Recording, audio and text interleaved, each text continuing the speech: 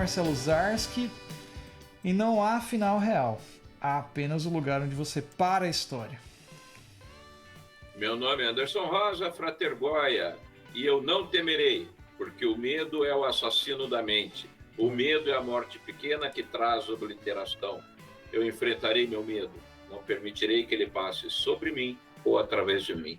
E quando ele se for, voltarei minha visão interna para olhar sua trilha. Por onde o medo passou, nada restou, apenas eu permaneço. Olha só. É um Eu texto. fiquei até com vergonha agora, então só vou falar que meu nome é Douglas e pra gente começar. O Goya fez um texto de efeito, né? Não uma frase. Na, Né? Não, a litânia da BNG, Serit. eu tinha pegado a primeira frase aqui do filme: sonhos são mensagens das profundezas. Fiquei até com vergonha agora. Falei, não, deixa quieto. É isso aí, então, galera. A gente vai falar hoje sobre Duna. Será que o filme Duna atendeu as expectativas dos fãs? Quem leu Duna, quem não leu Duna? Eu não li Duna, mas eu assisti o filme ridículo dos anos 80. E eu tenho ele em DVD, inclusive. E é isso aí. Depois da nossa vinheta, aí hoje a gente está com um convidado especial aqui, o Douglas, do Coletivo Nerd. Já é da casa, né, Douglas? Já. Já participou várias vezes e estamos aí de novo para opinar mais vezes e muito provavelmente discutirmos e eu ser do contra ele, como Star Wars. E é isso aí, depois da vinheta.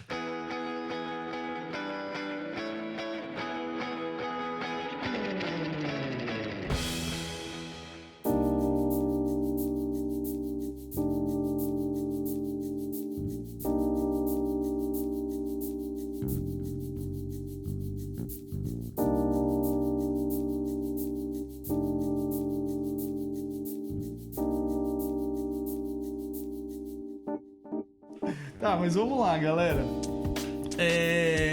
Bom, primeiro, vocês já tinham visto a versão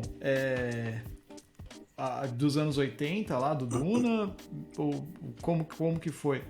Leram o livro? Porque assim, vou falar por mim, eu não li o livro, né? Sempre ouvi falar de Duna por causa do filme, e daí eu sacava que tinha o livro, tarará, mas eu não li. O Goya sempre falou muito bem do livro, falou, leia o livro uma hora aí que vai ser legal. Vou ler ainda, tá na listinha aqui, mas as impressões que eu tive no filme do começo, assim, eu resumo ele em duas palavras, assim, de primeiras expressões, né? Que é grandioso e épico. Eu achei o filme super nesse sentido, sabe? Grandioso mesmo, assim, sabe? O filme em si. Só que é uma história que, tipo, ainda precisa ser continuada, né? Por isso que eu entrei com essa frase aí, né? Tipo, não há final real, né? Há apenas o lugar onde você para a história. O Villeneuve parou a história, né? Pelo jeito, né? Como que é pra vocês aí? Vai lá, Douglas. Eu acho que se a Warner deixar ele completar, fazer ali parte 2, talvez fechar uma trilogia que daí já vem com o filho dele, já daí, né? Uhum. Do Paul, eu acho que tem tudo para ficar ali no nível da primeira trilogia de Star Wars e O Senhor dos Anéis, que para mim são as duas maiores trilogias que existem. Mas é isso aí, é grandioso demais o filme. Uhum. Quem foi esperando porrada e ação, eu acho que se decepcionou, né? Porque não é disso que se trata. Uhum. Mas eu curti demais o filme, eu tenho que assistir de volta. Sim, eu também tô esperando sair no HBO Max pra me assistir de novo. Porque a experiência do cinema é única, né? Que nem você falou aí, mas... O Duna, ele tem a maldição não só do próprio Duna, né? Mas ele tem a mesma maldição do Lawrence da Arábia. Que o Lawrence da Arábia, ele foi filmado para 70mm, quando os cinemas ainda era tudo 35, né? Então, os caras já tiveram dificuldade em apresentar no cinema e na TV era impossível principalmente porque as TVs eram tudo 14 polegadas antigamente, né? E daí, para ficar ajustado na tela, eles botavam uma tira preta em cima. Então, os personagens ficavam assim, tudo formiguinha, quando apareciam as grandes cenas, assim. Então, é um filme que... E vai acontecer a mesma coisa com o Duna. Então, ele é o tipo de filme que pede uma tela grande, que nem os filmes daquele, como que é o nome dele? Tarsem Singh, que fez A Cela, Imortais, A Queda, né? Não confundir, The Fall, né? Não confundir com A Queda de Hitler lá, mas aquele The Fall, que ele também, ele faz uns cenários tudo gigantesco, assim, né? E o Villeneuve foi nessa pira aí. A fotografia tá deslumbrante do filme, né? O Villeneuve faz isso, né? Na Chegada, por exemplo, tipo, aquele filme é grandiosão também, né? É bem... Tudo, né? Ele tem essa pira de colocar um cenário grandão, aquele negócio, né? E eu acho legal pra caramba isso, cara, assim. Qual que é outro filme que ele fez também que tem essa... Blade Runner 2049. Ah, que é o... também. Isso. Se você pegar os planos, né? Tá aqueles hologramas gigantes, né, cara? Aquelas coisas. Eu revi esse filme aí, cara. Eu não consegui ver ele no cinema. Eu revi faz pouco tempo o Blade Runner. Preciso ver os dois em sequência agora pra ver. Porque O novo eu acho que tá na Netflix, o novo. Ah, massa. E eu não sei se já foi pra Warner também, ou HBO né? Max. Pode ser que esteja lá. Mas pensando em Duna, assim, eu achei. A gente teve as mesmas impressões, então, porque realmente não é um filme que vai fazer. Que você vai esperando guerra e porrada, ação, muita coisa assim, né? Porque tem um pouco disso mais pra frente. Pelo outro, eu pego a referência do outro filme lá, né, que eu vi, né? Porque eu não li o livro. Mas eu sei que tem batalha, tem coisa. Mas não é, esse primeiro filme não foi dessa forma.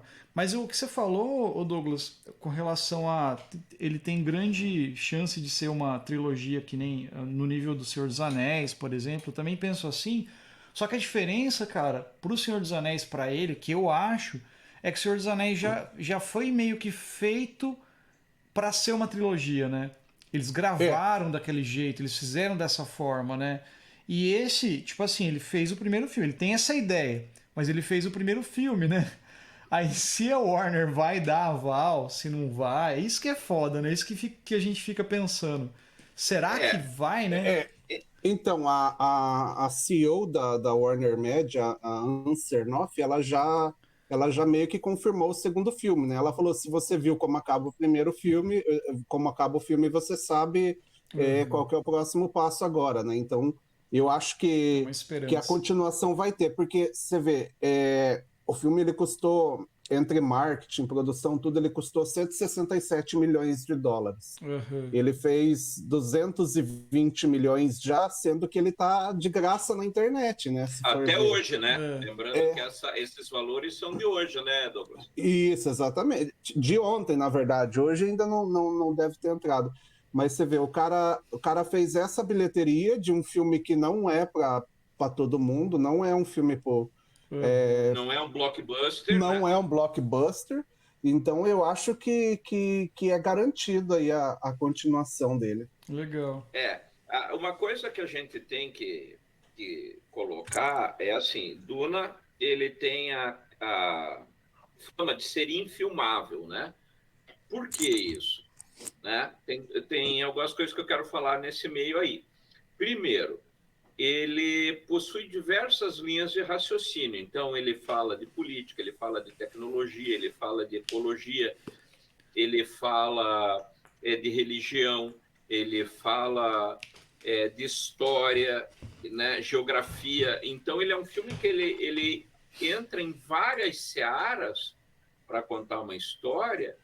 E para você ter a visão completa, até hoje eu estava comentando com um amigo a respeito, ele é um filme que, na realidade, deveria ser série, e daquelas séries com spin-offs contando os pontos de vista de cada um, que é o que acontece no livro.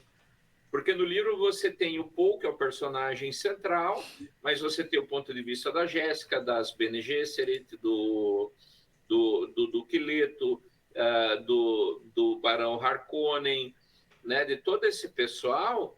Então, você está dentro da cabeça desses caras e o Herbert desenvolve o raciocínio de todos eles. Então, daria para você fazer uma série contando a mesma história sob a ótica de cada um. Só nisso você teria 5 séries sobre Duna contando as versões da história diferente, né? Como que cada um está interagindo ali, que é isso que faz o livro fantástico. E outra coisa, lembrando que Duna é de 1965, o livro, né? Ele ganhou aquele prêmio, acho que é o Nebulosa, né? O prêmio Hugo, uma coisa assim, que era o melhor livro daquele período. E Duna, ele corre na contramão da Matrix. Ele, inclusive, influencia a Matrix, mas ele corre na contramão. Por quê? Porque no Matrix e no próprio Blade Runner, a lógica que se dá é, ok, nós temos tecnologia para fazer robôs pensantes. Aonde isso vai nos levar? Né? Então, no Matrix, você tem a Matrix, que é criada pelo ser humano, e a Matrix assume o mundo e o ser humano entra para segundo plano. Aí o papel do Neo é como combater a tecnologia que se voltou contra o ser humano. No Duna, eles partem de uma premissa que eles são todos tecnofóbicos. Então, eles viram que a tecnologia ia dar nisso, na hora que eles viram, olha, o computador pode se voltar contra nós. Então, opa, cancela tudo. E aí vem uma das coisas que eu vou criticar no filme do Villeneuve a esse respeito, só que eu vou deixar depois para comentar isso lá na frente. Porque faz sentido essa história e para mim é um ponto fraco do filme, porque ficou no ar. E quem não conhece o livro simplesmente boiou, fez assim, cena gratuita. Né? Mas aí vamos lá para frente. Então, Duna, ele vai contra Matrix. Então, no Duna, nem chega a acontecer revolta das máquinas. É o contrário, você tem a revolta do ser humano, você tem lá o jihad butleriano, que os caras dizem, ó, chega de tecnologia, velho. Isso não é assim, não. Para por aqui, vamos voltar um pouco antes. Né? Então, você vê que tem tecnologia, mas não tem tanto. Né? Parece que os computadores estão no segundo plano, você não vê menção a robô. Né? O máximo que você tem ali é nave espacial, mas aí isso depois vamos deixar para falar quando comparar melhor com o livro. Só que eu acho que qualquer coisa que se fale sobre o Duna tem que partir dessa questão do livro, né? De como que ele foi escrito e o porquê. Né? E o Frank Herbert, ele cobre 4.000 anos e ele quer dizer assim, o que acontece em 4.000 anos de história? Duna. Né? Duna acontece. Então, e é um filme... Pô, eu estou falando sozinho aqui, mas tudo bem. Né? Mas ele segue sozinho, né, numa história, porque é o seguinte, Duna é super atual, mais do que nunca, o Villeneuve acertou o momento em cheio. Por quê? Qual é o grande debate hoje que nós temos em ecologia? O aquecimento global e o desgaste que isso está... O que isso vai fazer com a humanidade? Duna, o primeiro livro e o primeiro filme, é exatamente o que aconteceu com Duna, né? Porque Duna era um planeta ok e, de repente, virou um planeta desértico. Então, ele começa dizendo, ok, nós perdemos para o aquecimento global. E daí, como é que a gente resolve?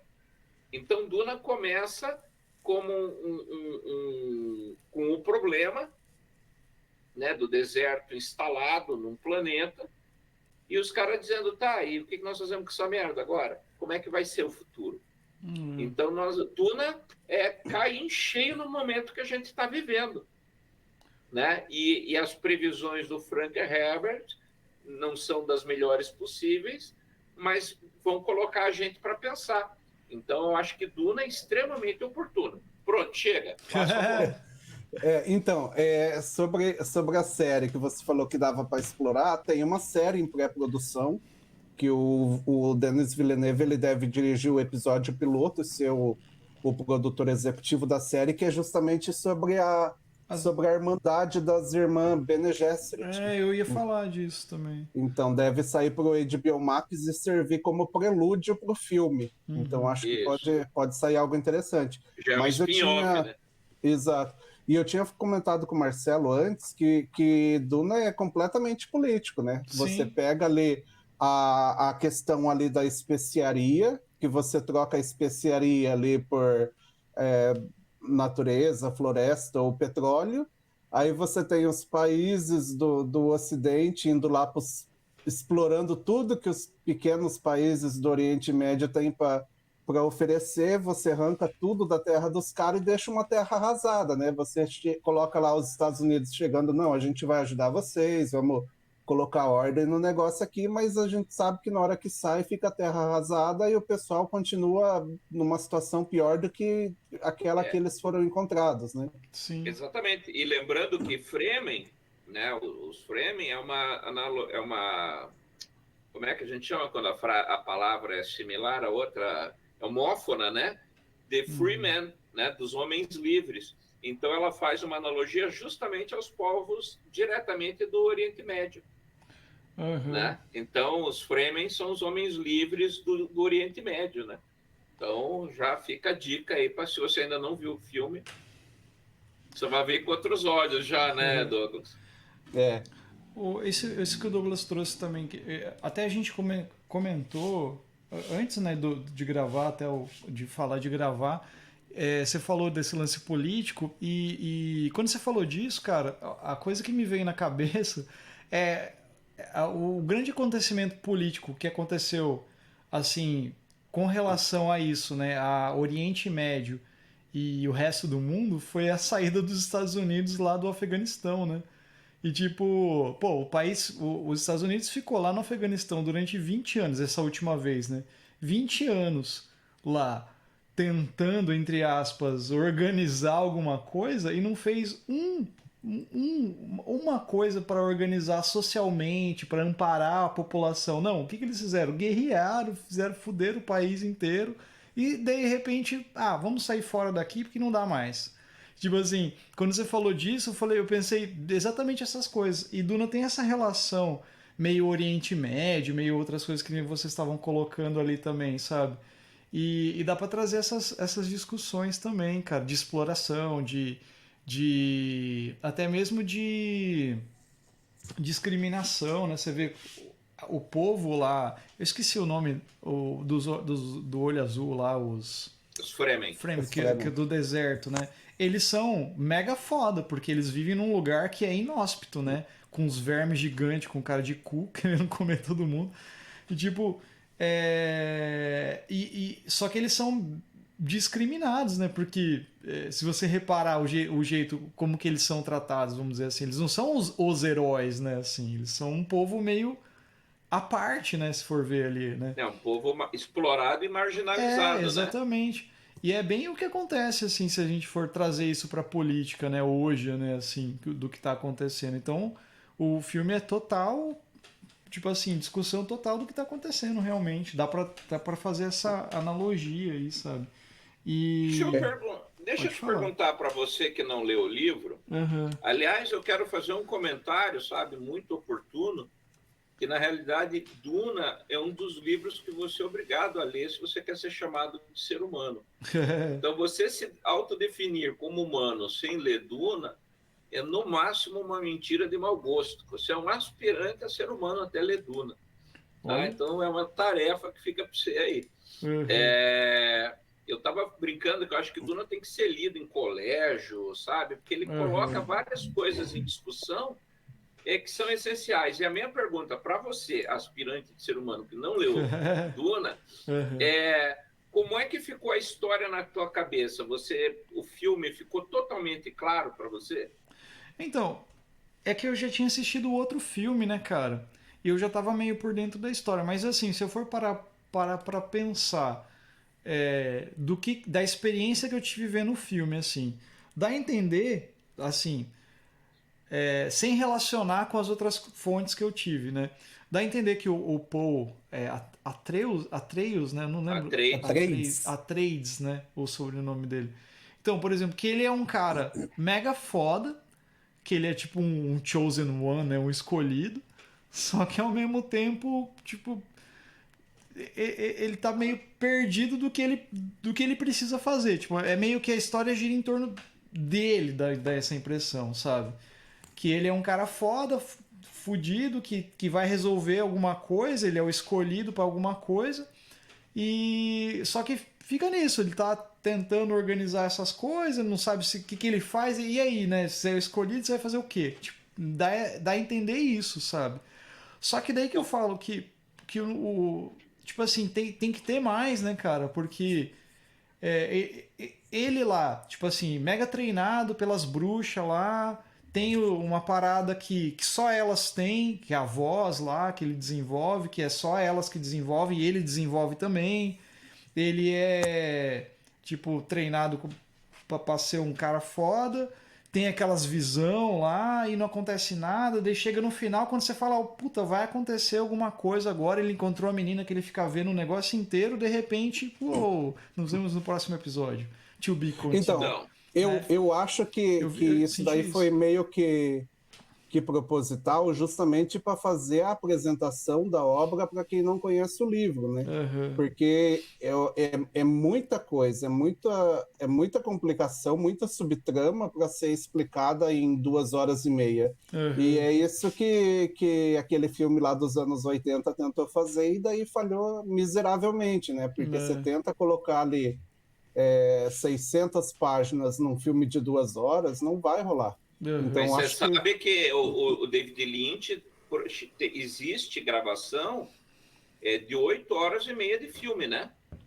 E é um filme que ele E, colocou dinheiro do bolso dele é, para fazer sair esse e, filme. e a produtora do filme, né? Porque ele foi o diretor, a Laurentiis, lá, não lembro agora o primeiro nome dela, ela comentou que a cagada foi na edição por pressão do estúdio. Ela disse que o filme estava bom, só que aí o corte que o estúdio fez é que estragou a peça, e aí tem uma versão lá, existe uma versão fanfic, que um cara conseguiu alguns extras e reeditou o filme. Você acha ela no YouTube, Olha. né? Que aí dá tempo a mais, ele reorganizou algumas cenas, aí ficou melhor. Todo mundo Uhum. considera essa edição de 2012 que o cara fez como Oficial, sendo a assim. versão definitiva do filme de 84, que está palatável, está assistível, né? Uhum. Massa. E daí a versão, e vale lembrar que o Jodorowsky, né, ele quis fazer Duna em 1970, perguntaram para ele, que filme que você quer fazer? Ele falou, quer fazer Duna. E ele juntou o cara que bolou todo o cenário do Aliens, ele pegou o Mébius, que é um cara dos quadrinhos fabuloso para fazer toda a parte de roupa, Uhum. storyboard, A etc. trilha do Pink Floyd, né, e Né? A tal. trilha seria, ele queria fazer do Pink Floyd, só que nunca saiu do papel, nunca terminou o storyboard, só existe o storyboard até hoje. Né? E a previsão Uhum. do Jodorowsky é que seria um filme de 12 horas e meia Uhum. para fazer o primeiro livro, né? Para ser como merecia o livro. É. Então, Duna ele tem esses calos, né? Que ele precisa lidar. Só que aí eu acho o seguinte, né, gente? Veja, vamos pensar aqui. Se o Villeneuve ele tinha que convencer a Warner que ele precisa fazer mais 2 filmes, eu acredito, do meu ponto de vista, que ele, em certo ponto, falhou, porque você tem que contar a história como se você só tivesse aquele filme.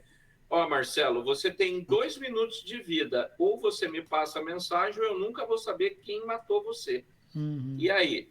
Né? Então, acho que nesse ponto, Villeneuve deixou muita coisa importante para o segundo filme, contando com o ovo no fiofó da galinha. Né? É a sensação que eu tenho conhecendo a história e assim entendendo o que ele fez no cinema. Eu achei o filme fabuloso, minha nota é 8,5, é 8,5 para ele, mas onde ele falhou é que ele falhou em contar a história, porque eu não sei se quem assistiu e não leu o livro vai ficar na vibe de esperar o segundo. Entendeu? Não entendi nada dessa bosta desse filme, pelo amor de Deus. Troço mais enrolado. Porque eu, particularmente, se eu não tivesse lido o livro, eu acho que eu sairia com essa sensação do cinema. Como é que fica isso? É que eu acho que é assim, ele deve ter a certeza da continuação, já deve ter ido isso garantido, o pessoal deve ter contrato assinado já. Só que, por exemplo, O Senhor dos Anéis foi filmado os 3 filmes ao mesmo tempo. Foi 1 ano e 2 meses, eu acho, de gravações. Hoje não tem como você segurar o Oscar Isaac, o Piá lá, que foi o principal, a Zendaya, gravando por 1 ano seguido, né? Porque os caras estão envolvidos com Marvel, com outros filmes da DC e blockbusters que o pessoal não abre mão deles, né? Então eu acho que essa que é a questão. O próprio Momoa, né? O próprio Momoa. Então eu acho que essa que é a questão. Não teria condição de segurar esse pessoal por 1 ano e por causa desses outros filmes. Só que daí acaba que você perde o timing de lançamento das continuações, né? Porque Senhor dos Anéis você teve ali o lançamento simultâneo em 3 natais seguidos. Não tinha outro estúdio tentando colocar nada para competir, porque sabia que não ia resolver, né? E daí eu acho que essa questão que atrapalha, porque perde esse time de lançamento das continuações. E fora que já foi atrapalhado pela pandemia, né? Eu ia falar disso, porque ele era para ter saído ano passado, né? Daí teve a pandemia que atrapalhou. Eu acho que isso atrasou um pouco também. Talvez se o filme saísse ano passado, tipo, se não tivesse pandemia, o filme tivesse saído esse ano, os caras já estavam talvez filmando outro filme já.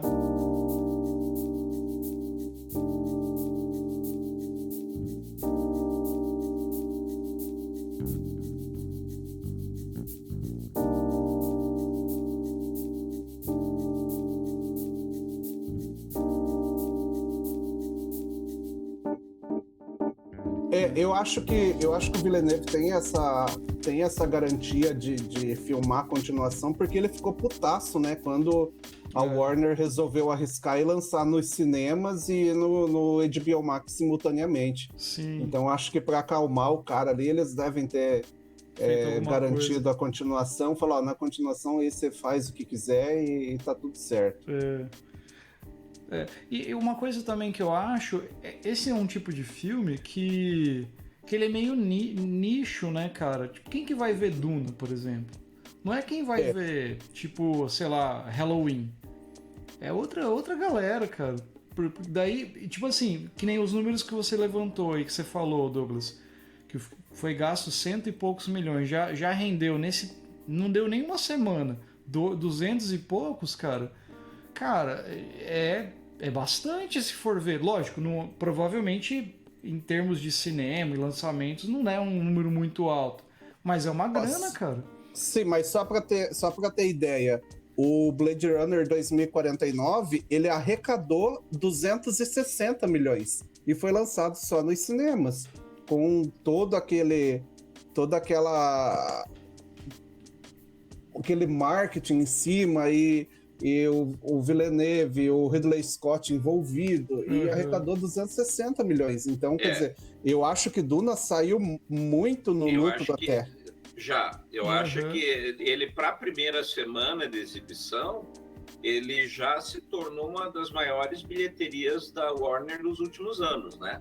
Ele já está no calcanhar do 00... Pois é, e já está no calcanhar do 007, né? Eu acho que mesmo em condições normais, eu acho que é um filme que não passaria de 500 milhões nem a pau, assim, né? Então já tá com 220, mesmo estando de graça já, se for ver, né? E se contar que vazou, né? E que não vazou 1 semana atrás, o filme já estava disponível antes do lançamento.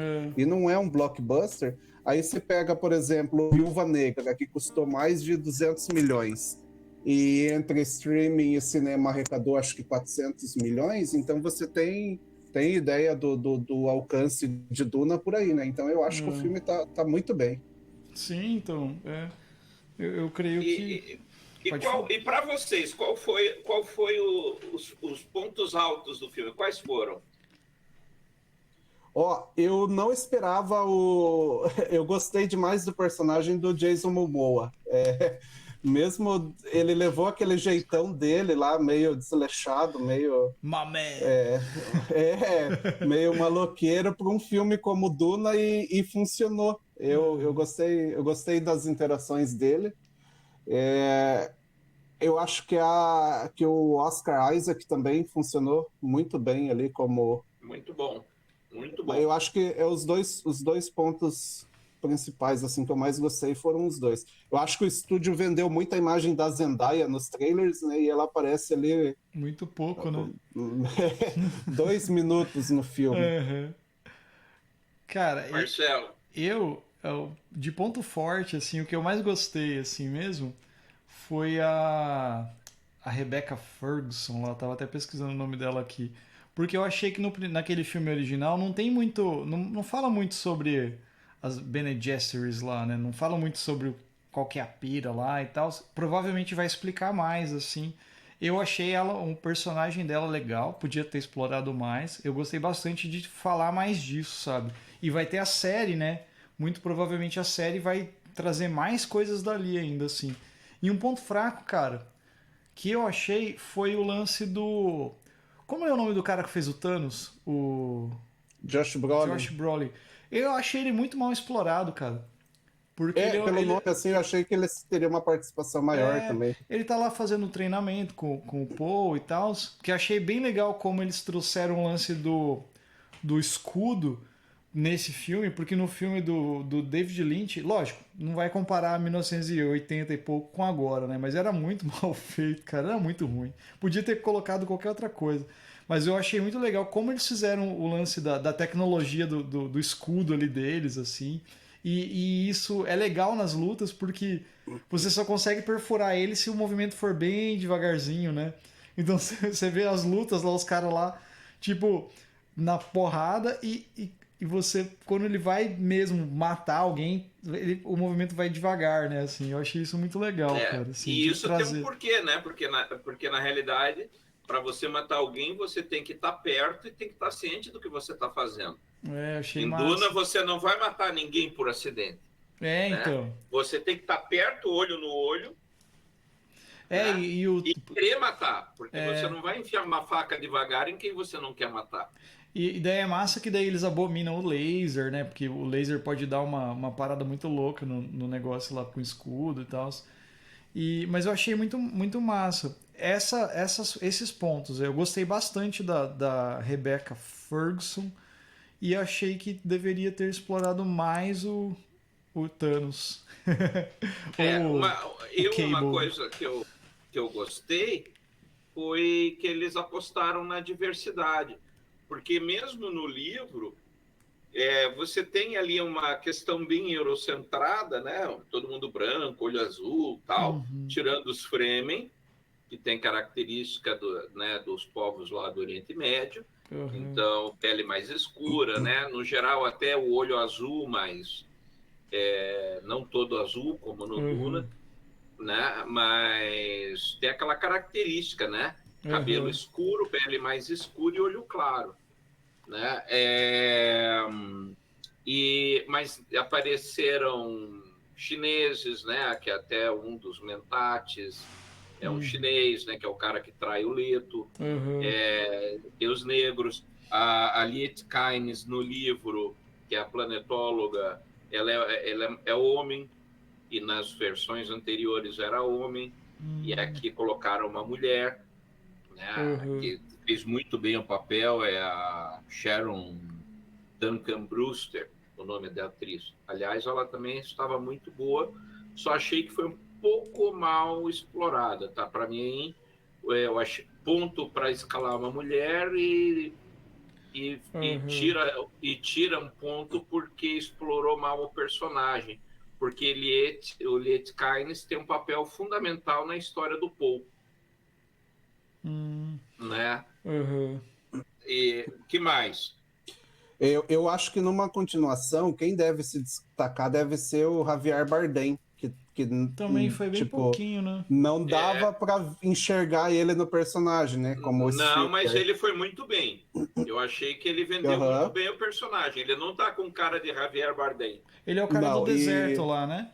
isso, É, e eu acho que numa continuação ele deve ter bastante destaque, eu acho. Porque os nomes assim maiores do começo já ficaram pelo meio do caminho, né? O Josh Brolin, o Aham. Oscar Isaac.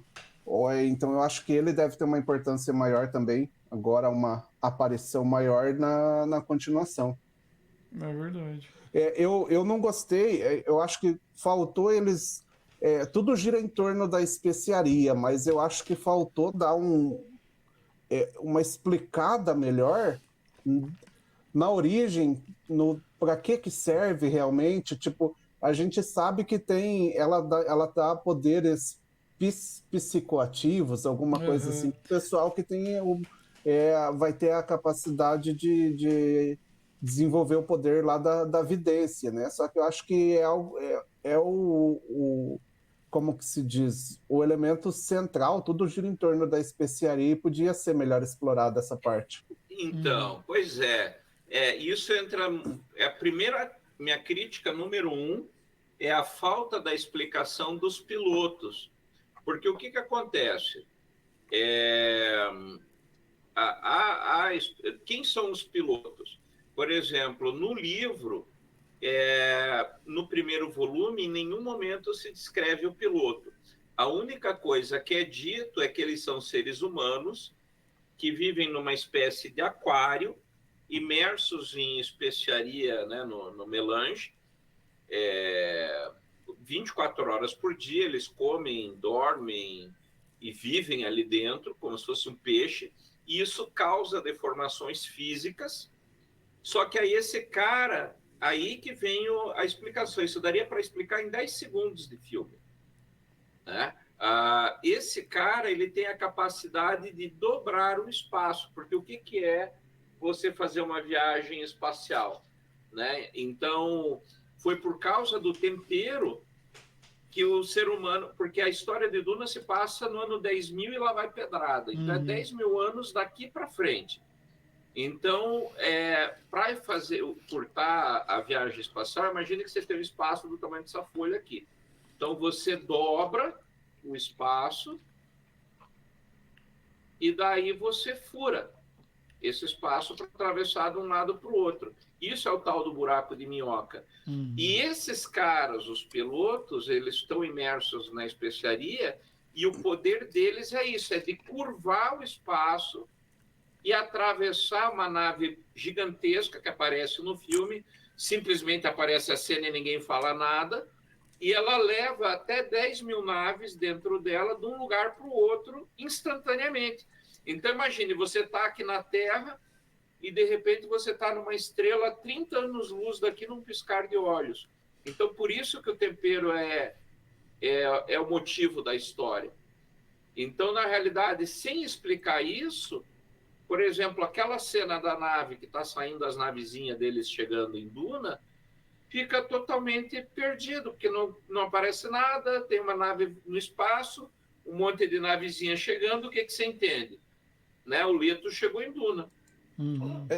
A impressão Né? que dá é que os caras estão morando ali na outra esquina e chegaram na maior facilidade, né? E eu acho que isso, para mim, foi uma falha de roteiro mesmo. Talvez ele tenha até filmado isso e vai aparecer um director's cut aí no futuro. Mas para mim isso é uma falha estrutural, que isso ia explicar muita coisa que acontece no filme. E é uma cena de 10 segundos. Se ele colocasse alguém falando do piloto, por exemplo, aquela cena que o Paul está conversando com o Leto no cemitério, falando do vô, que o Leto está explicando as casas, poderia ser colocado ali, né? Ele perguntando, mas pai, por que isso é tão importante? Por que está tanto foar com essa história de tempero? E daí ele podia dizer, o tempero é isso, filho. Explica em 10 segundos, porra.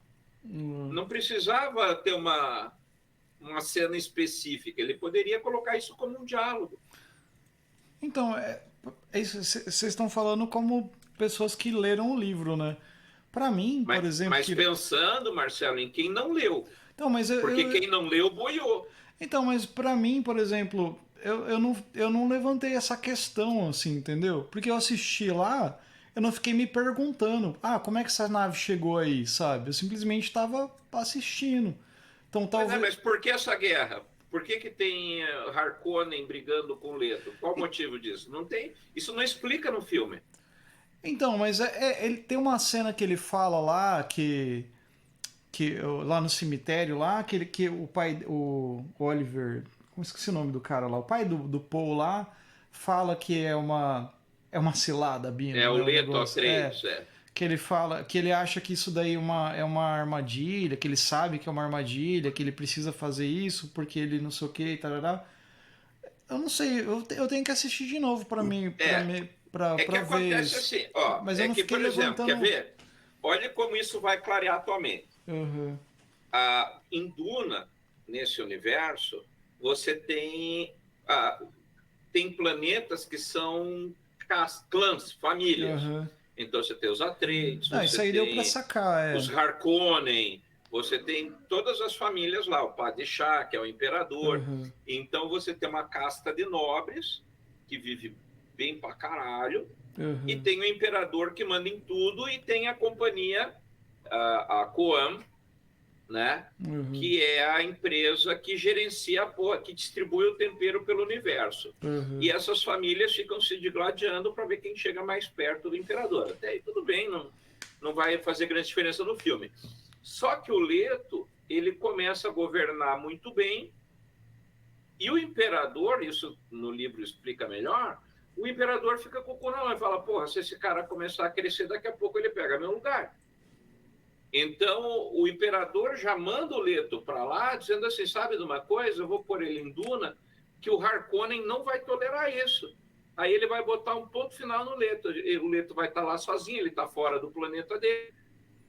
O Harkonnen vai dar um pau e mata todo mundo, pronto. Quem suja a mão é o Harkonnen, né? Então, no livro é esse jogo político que tem, né?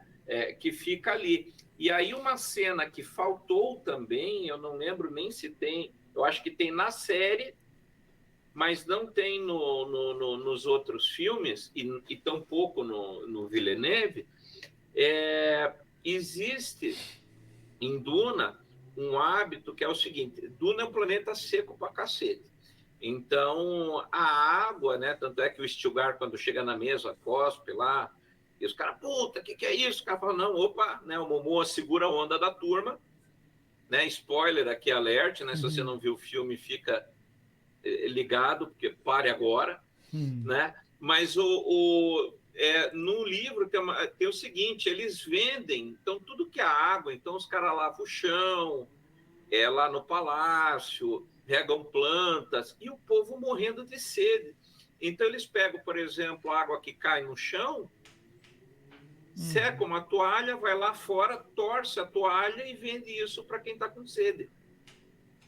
E aí, no livro tem uma cena que é um jantar, que todo mundo chega e tem que lavar a mão, tipo numa pia de água benta, lá, o pessoal chega, lava a mão, aí eles secam, a ideia é eles lavarem a mão fazendo bastante estardalhaço, para cair água no chão, eles secam a mão na toalha e jogam a toalha no chão. Daí tem um cara especializado em pegar essa toalha e vender lá fora.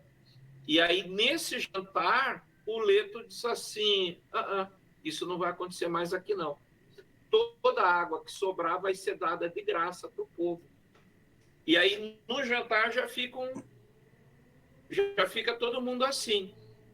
Só que, aí também tem uma coisa, e aí entra o papel que eu achei que a Jéssica ficou fraca no filme, porque no livro ela é uma mulher muito altiva. As Bene Gesserit são mulheres extremamente orgulhosas, são poderosas, entendeu? Então, toda aquela insegurança da Jéssica não tem no livro, né? E eles já sabem que alguém vai trair,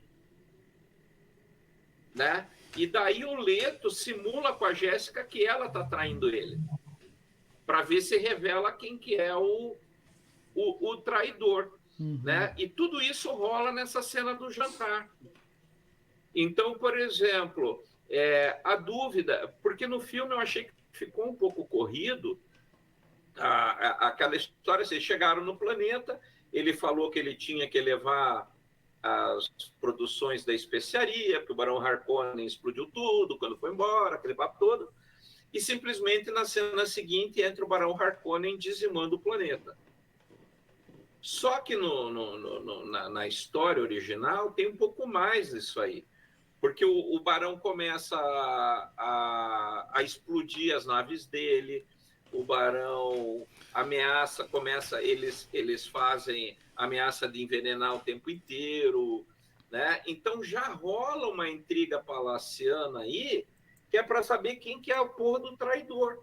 Que eles sabem que tem um traidor, que é o Dr. Yue, que foi super mal explorado no filme, que praticamente apareceu em 2 cenas, quando ele desce da nave e quando o Barão Harkonnen mata ele. Então, mas essas coisas aí, Goya, eu acho que não tem como colocar todos esses detalhes, tipo, no filme, cara. Que nem você tá colocando. E, tipo assim, para vocês que leram o livro, lógico que vai faltar muita coisa. Lógico, deve ter coisas que, pô, esse não podia ter faltado. Mas é que eu acho que, assim, eles tiveram que fazer... O diretor teve que fazer uma escolha. Teve que fazer tipo, escolha, do claro. que eu coloco aqui? Ah, é isso? Talvez, putz, podia ter colocado isso, né? Mas eu acho que não vai fazer falta, sabe, assim, pra história. Sabe por quê, Marcelo? Talvez lá na que, frente exemplo, ele colocam, sei lá, pois vai ter a série, que, não sei. que, por exemplo, para mim, por exemplo, que sou fãzoca, isso sempre vai ter alguma coisa que fez vai muita, ser mas é que para mim, por exemplo, esse é um ponto alto do livro 1. Por quê? Porque, na realidade, primeiro define essa intriga palaciana. Você não, fica meio sem entender ali no filme do Villeneuve a história do Barão Harkonnen, todo o ódio que ele tem em cima do Leto. Né? Então, toda essa raiva que ele tem é toda justificada. Né? E a própria questão... E outra coisa, por exemplo, quando ele salva, tem aquela cena do tóptero lá.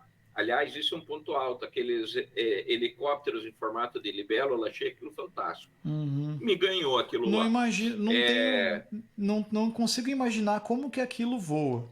Não consigo conceber. Mas a ideia foi muito legal. Não consigo conceber isso ainda, mas é legal. Mas quando ele salva os operadores lá do, acho que era o 21, o 27 lá que ia ser engolido pelo verme, você vê que a Liet Kynes, lá, a planetóloga, ela pensa, né? Ele se preocupa com as pessoas, porque ela está citando a profecia. E nessa cena do jantar, quando ele diz chega de cobrar pela água, ela tem que ser de graça, isso também tem a ver com a profecia do Paul.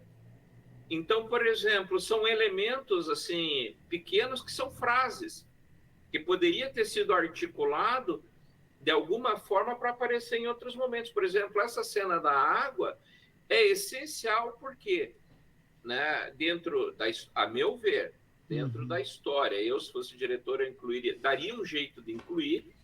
Por quê? Porque, na verdade, os Fremen, todo mundo tá na expectativa de que o Paul faça alguma coisa. Porque no filme ficou assim, o Paul é o escolhido? Tá, foda-se, daí. Só que no livro, por exemplo, a coisa vai se construindo. E os Fremen já estão olhando a família o tempo inteiro. Eles têm espiões lá, sacando qual é desses caras. E cada coisa que eles falam, isso tem a ver com a profecia. Isso tem a ver com a profecia. Uma delas é essa coisa da água. Outra é a questão dele se preocupar com as pessoas mais do que com ele mesmo. Então, são pequenos pontos que ajudaria a reforçar o personagem do Paul, né? Porque senão fica muito gratuito. Assim, eu acordei com superpoderes, né? Qual que é? E não é, eles estão testando. E aí, para mim, vem outra falha lá no final, que é a briga do James com o Paul lá no deserto, no fim já do filme. Porque essa cena no livro eles se encontram eu acho que o Douglas lembra disso, eles se encontram com o Stilgar, e o Stilgar primeiro leva eles para uma caverna para ficar protegidos. Então eles ficam mais ou menos uma semana ali até ir para o Seit Tabor, que é onde acaba o filme, né? O filme acaba com o Stilgar dizendo, nós temos que ir para o Seit Tabor, né? Só que entre ele conhecer o James e matar o James, rola uma semana que os Fremen estão fervendo ali, porque metade daquele grupo diz assim, ele é o prometido, e a outra metade diz, cara, mata essa turma. Eles estão atrasando a gente vai ser comido de vermes se eles ficarem aqui, né? E no filme ficou a sensação assim, o James simplesmente é um cara que não foi com a cara do Paul, ele invadiu a boca de fumo dele, mas não é? E daí esse cara não passa aqui, eu vou desafiar ele, quem que é seu campeão aí? Ele ficou falando, né, tipo, que não confiava no cara. Então, mas aí que tá, cara, como é que você vai colocar isso no filme? Igual tá no livro. Vai gravar lá, tipo, vamos fazer passar uma semana. Ia ficar tosco, cara. Sabe, por exemplo, como que eu faria se eu fosse diretor? Tem a cena deles encontrando o Stilgar, dá para intercalar com uma cena, sei lá, do Barão Harkonnen fazendo alguma coisa, até no livro tem isso, e daí eles fazendo, vamos levar vocês, aí já corta para você, vocês estão uma semana aqui, e o cara de novo, eu já falei lá no começo, quando a gente encontrou esse cara não é de confiança, você entende? Para mostrar que passou um tempo ali, não precisa ser uma cena contínua, né? É que tem muita cena de sonho do Paul com a Zendaya, só vendo a menina andar na areia lá, que poderia ser substituído por alguns momentos-chave como esse. Pois é, né? Então... E são cenas curtas, Marcelo, porque se você for ver, tudo isso que eu falei daria para colocar em, sei lá, mais 10 minutos de filme. Então, mas o que eu quero dizer assim... O cara que fez 3 horas de filme, 10 minutos não é nada, pô. Não, mas o que eu quero dizer assim, tipo assim, essa visão que ele teve de colocar os caras lá, resgatar eles e fazer a treta ali, tipo, interfere tanto assim na história, ao ponto de, tipo assim, a gente vai ter que fazer esse cara tretar, esse aqui é o roteiro e tal. Não vamos fazer uma semana aqui, passar um tempo, vamos já resolver essa treta aqui agora para ir para frente. Tipo assim, vai interferir tanto na história, isso que eu quero dizer, porque interfere.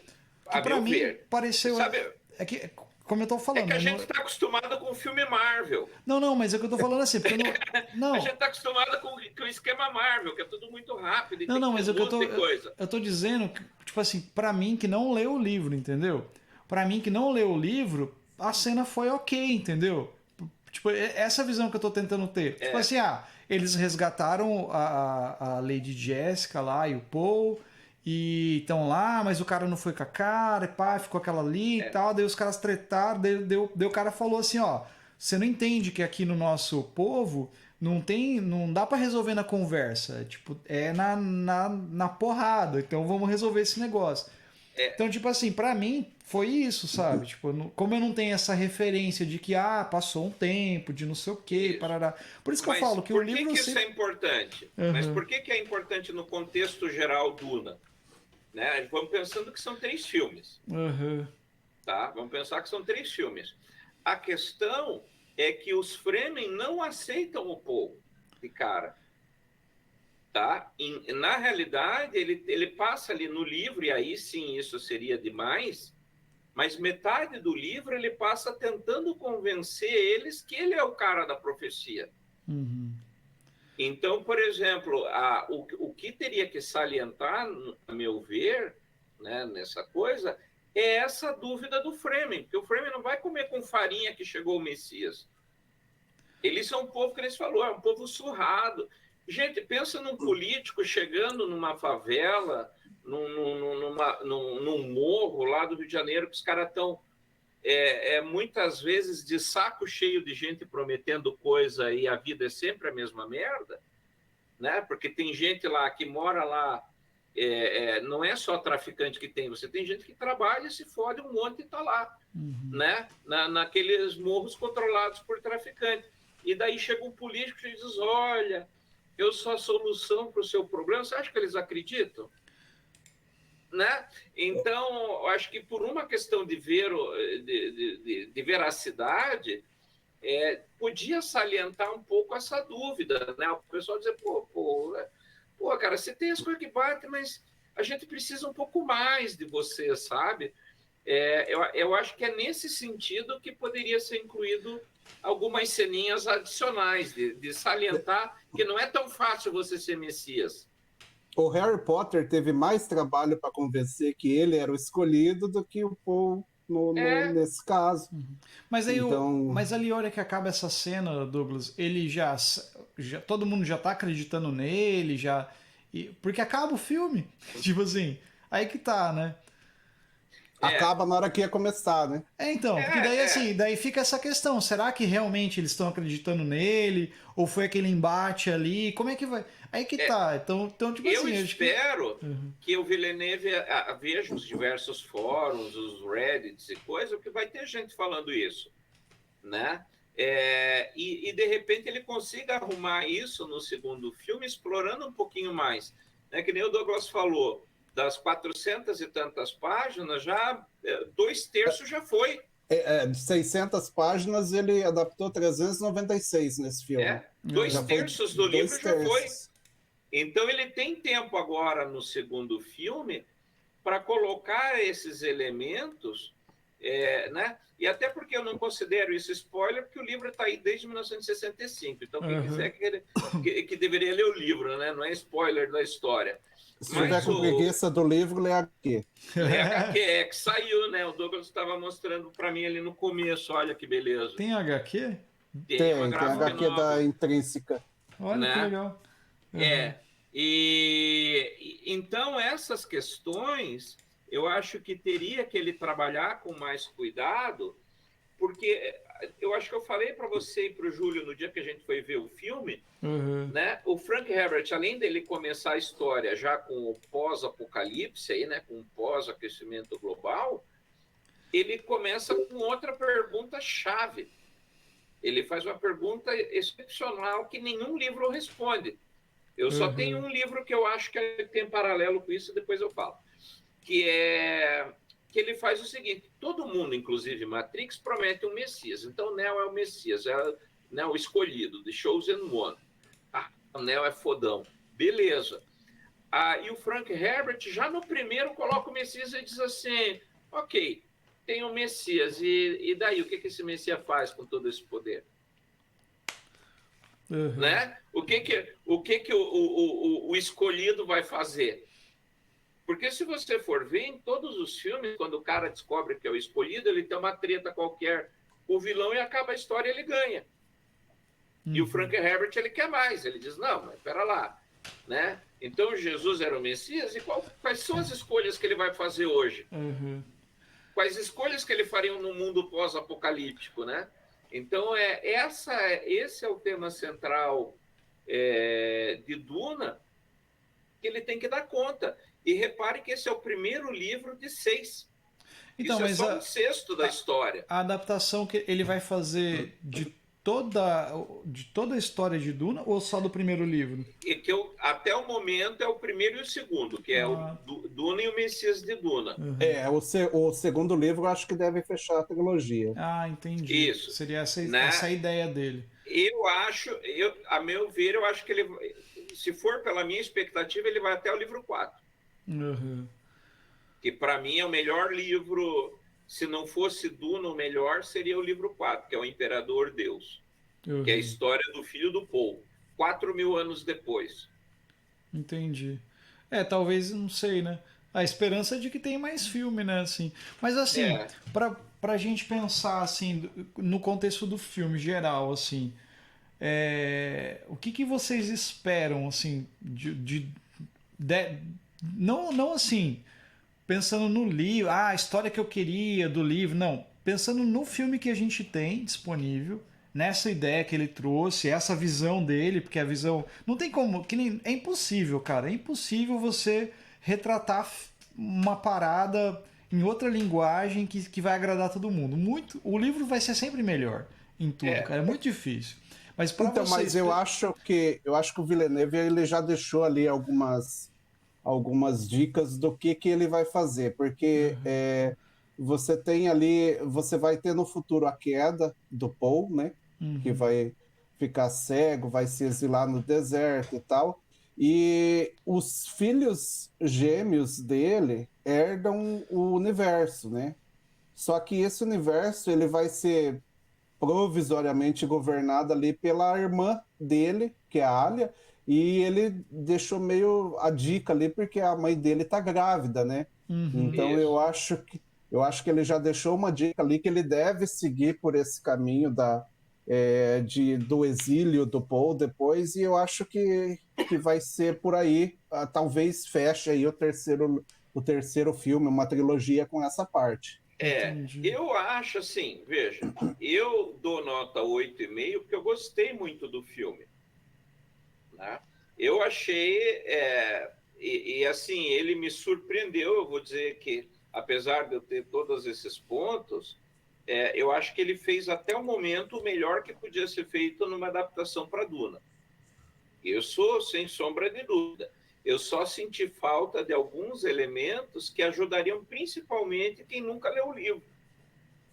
Que isso talvez valesse até, sei lá, um episódio extra ali, que nem o Matrix que fez o Animatrix e tal, fazer algumas coisas para situar o pessoal melhor entre o filme 1 e o filme 2. Ou usar isso no começo da história do filme 2 para recuperar o tempo perdido, já que ele já fez 2/3, né, do livro, ele tem tempo agora sobrando para preencher linguiça. Então, talvez ele também tenha feito isso nessa vibe, né? Tipo, aqui eu vou dar conta do grosso, que é mais sacal de contar. O livro tem isso. As primeiras 100, 150 páginas do livro é um saco de você ler, porque é tudo muito novo. Então, até você tomar pé na história foi 100, 150 páginas. Então, é um livro demorado. Depois, das 150 até a 600 vai no pau. Mas até ali o troço é embolado. E acho que ele fez isso. Eu vou deixar tudo que é embolado no primeiro, depois eu aproveito para contar a história melhor. Não sei, né? Não sei o que você acha, Douglas. Eu também acho. Até porque eu tô doido para ver um verme híbrido de humano e verme no cinema. Não tem como deixar isso de fora se ele for fechar uma trilogia, pelo menos. É o mínimo que se espera. Exatamente. Então, assim, eu acho que o Villeneuve ele acertou o caminho. Para mim, não tenho o que falar. Ele acertou o caminho. Ele fez um grande filme. Né? Eu só acho que precisa de alguns acertinhos, mas pelo que a gente viu, é bem capaz que ele corrija para frente. Isso aí. E uma coisa que eu queria falar, não antes que a gente feche o programa, que eu estou vendo que o Marcelo já está se encostando para trás, é quando ele faz isso, é que ele quer dizer assim, para indo para um final, você vê que é a próxima coisa que ele vai falar. Então, pra gente ir para uma reta. Para a gente ir para uma reta final, antes dele falar isso, para mim um dos grandes destaques é a trilha sonora fabulosa do Hans Zimmer. Ele chegou a criar instrumentos, viajou o mundo captando vozes e criou uma linguagem, que não quer dizer nada, para representar uma música de um futuro imaginário da Terra. Eu até falei para o Marcelo, para mim, foi a primeira vez que eu ouvi um som, eu disse, nossa, que sonoridade moderna isso aí, sabe? Que som, que coisa diferente que ele fez, sabe? Ele saiu do ambiente da orquestra, né? Coral, aquela coisa toda, e fez um troço inesperado ali. Então, para mim, já a trilha sonora já merece um Oscar. Se essa trilha não for indicada, eu vou ficar muito fodido da cara. Ela tem que entrar. Ainda mais que ele tirou as buzinas de caminhão, que é característico das trilhas dele. Eu ia falar, ele tem uma vibe. Ele é muito conhecido na trilha do Piratas do Caribe, né, dele e tal. E dos Batman, por exemplo. Só que nesse filme eu achei diferente, realmente. Eu achei que eles Eu têm achei muita que eles. voz, né? Muita coisa diferente. Eu gostei Antes da mais. gente começar, eu estava falando para o Douglas, eu acho que ele é fã, eu li 5 vezes Duna, Aham. né? Ele deve ser nessa vibe também, porque eu acho que essa é a trilha sonora que ele diz assim, eu faria de graça essa porra aí. Você quer que eu faça essa trilha? Eu faço. É de graça, se você quiser. Uhum. Porque ficou muito assim acertado, acho que ele se superou. Eu acho que tão boa quanto essa é a do Interestelar, que é trilha fabulosíssima, já virou um clássico. E essa, para mim, hoje, é a primeira trilha, acho, do século XXI que eu escuto, que eu digo, essa trilha ficou.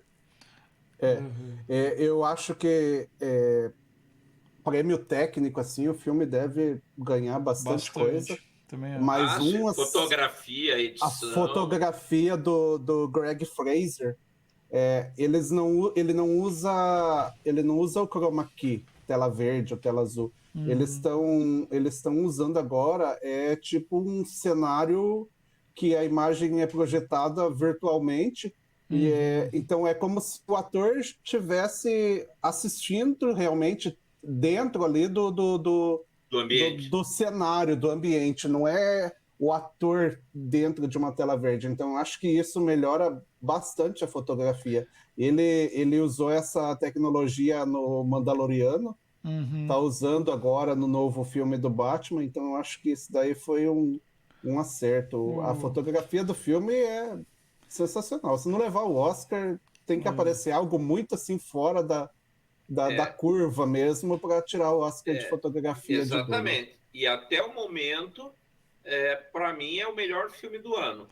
Eu não lembro de ter visto Sim. nenhum filme esse ano que eu disse assim, ó, isso aqui tá bom pra cacete. Essa Para mim, tecnologia que você falou aí, Douglas, acho que a Netflix montou um estúdio mega grande, né? Recente, É, assim, eles estão usando sabe, isso lá. Aquele Barão ontem, Bodar do Dark, né? Ele tá gravando uma série nova, né?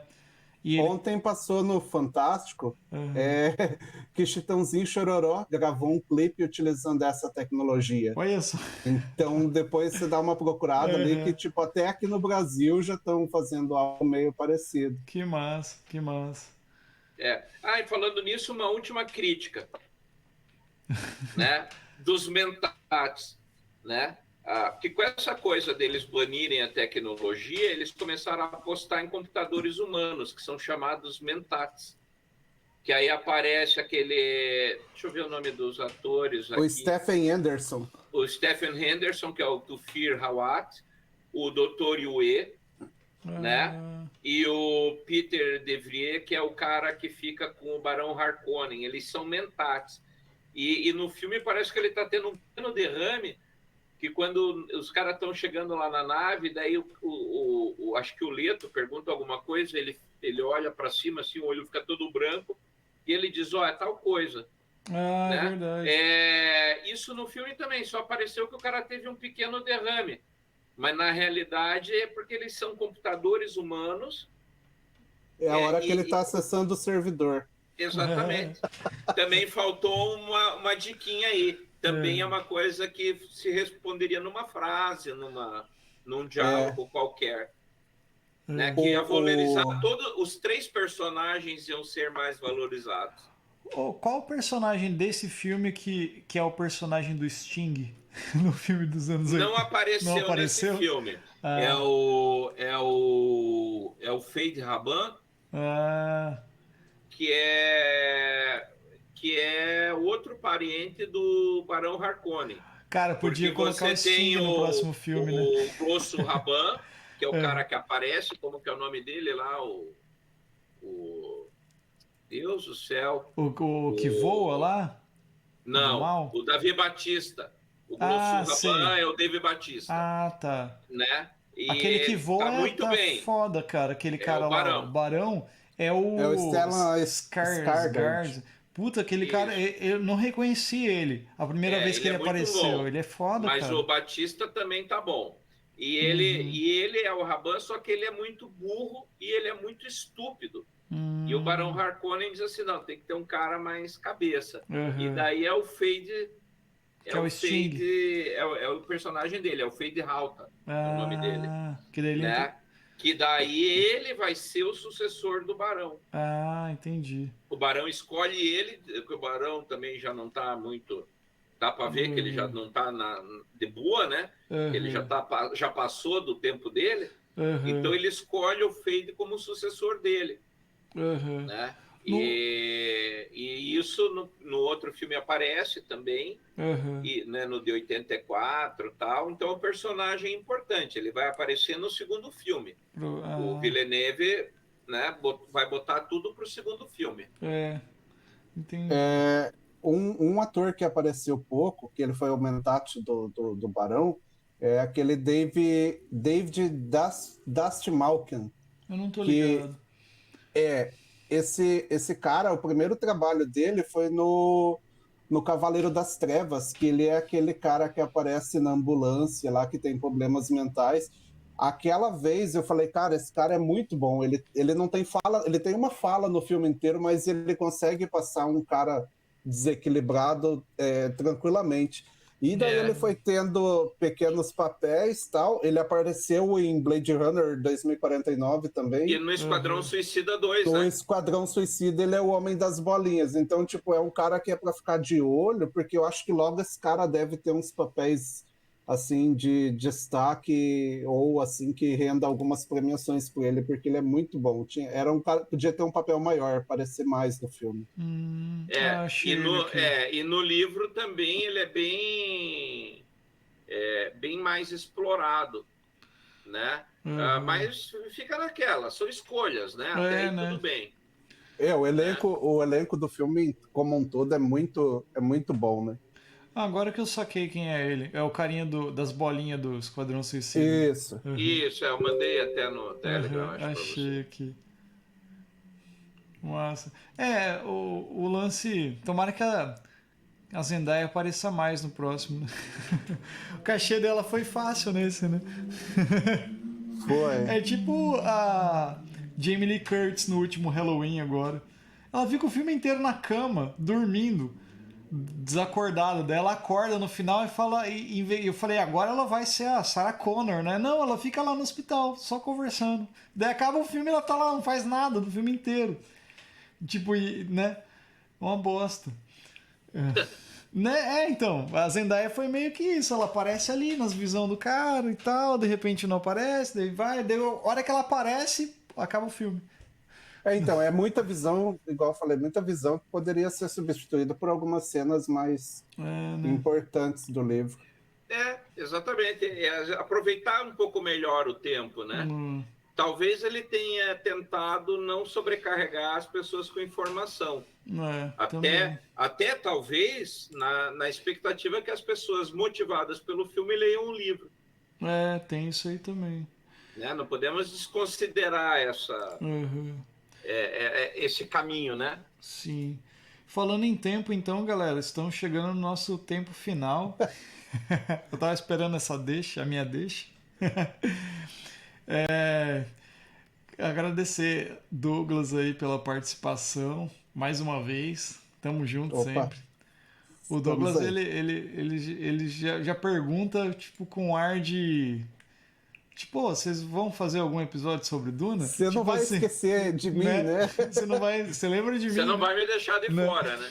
A gente quer fazer um sobre Matrix aí, ó. Já agora no final do ano, quem sabe aí, ó. Ele já falou, quando que é o de Matrix? Episódio inédito com 4 horas de duração. Eu tenho que rever os dois. Eu preciso rever também. Últimos. Eu preciso rever. O primeiro, beleza, agora os 2 últimos eu não lembro realmente. E o Animatrix eu vi uma vez só e tem que ver de novo, cara. Porque pra fazer, mas vamos combinar isso aí. Então, muito obrigado, Douglas, aí pela participação com a gente de novo. Goya, tamo junto sempre.